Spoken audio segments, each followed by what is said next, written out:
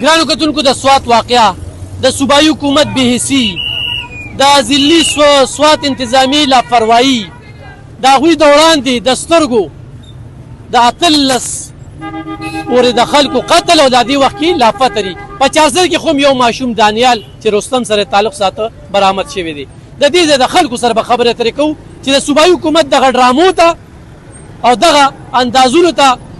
او د عمران خان دغه چالونو ته په کوم نظر دا خلک ګوري موږ سره اوسه څه به وایې سوات په واقعه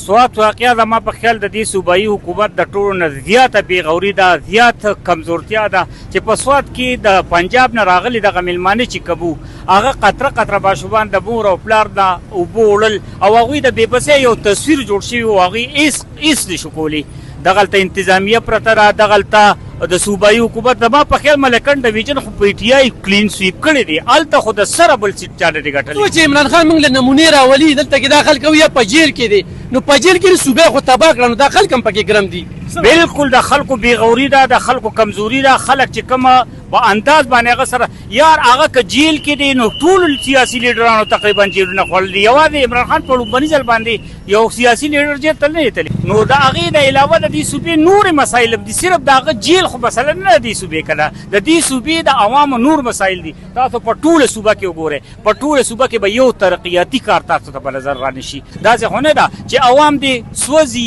عوام دې قتلیږي عوام دې سیندونه او دریابونه وړي سیلابونه یې دې وړي او ته دې وایې چې د عمران خان را خلاصول کومه ذمهوار خو عمران خان ګڼو ذمهوار به بالکل هغه وي ځکه چې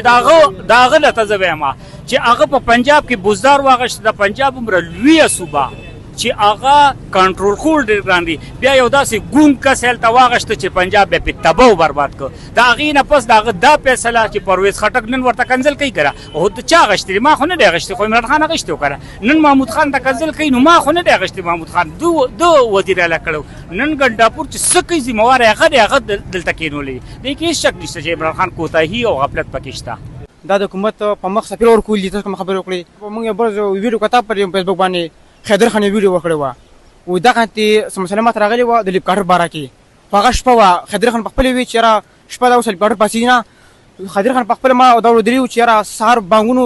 رڼا لګېدلې وه ما لیپکاټر ته فورا اطلاع کړې وه وی الحمدلله هغه کار مونږ کوو چې دا اوس چې کوم زموږ په صوبې هغه باندې مشران دي نو دوی ته خواست کوو چې د رب خاطر وکړې په جن کې تپوس کولو بالکل شته د دوی هم چېرته ترقي ولیده یاره نه جي نه مو خو بس ځکه تاسو خپله ښکاري د دې کلي مشران یې قمګړي نو تاسو ورته ووایه چې یاره څه شته که نه خو فعل خل نشته د صوبایي حکومت نه مطمئن یې نه نه یم مطمئن ما د پارټي کې خو نه یم مطمئن ستا پارټي هم ده زما پارټي هم ده خو نه یم منم ځکه چې دا ظلم دی ګرانو کتونکو تاسو د خلکو خبرې واورېدې سوات په واقعه باندې 400 وال انتخابي خفه دي خو دوی دا ګڼي چې د دې هر څه ذمهوار عمران خان دی کم چې په جیل کې دی ولې چې لاولې له پرویز خټک راوسته بیا محمود خان راوسته اوس دا بله نمونه راوسته بل راولي د خلکو په ذهنونو کې به دا چې صاحب خو جیل کې دی او ډېر ښه دی